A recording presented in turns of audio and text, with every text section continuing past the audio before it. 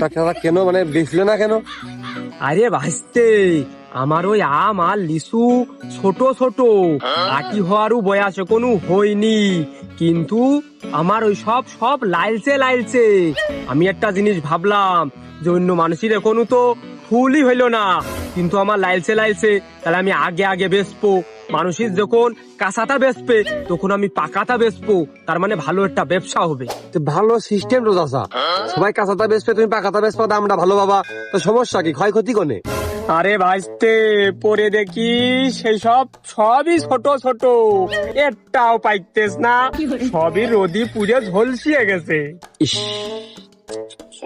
তাহলে ব্যাপারীদের কাছে আগের থেকে বাগিচা ধরে বেঁচে দিলি লস হলে উগার হয়, তোমার আসলটা টিকে থাকে, কি একটা ক্ষয়ক্ষতি হয়ে গেল কদিনই। আরে ভাইস্তে, লস লাভের কথা পরে, আপাতত নিজের জীবন নিয়ে আমি খুব চিন্তিত, কখন না ওই আম আর লিচুর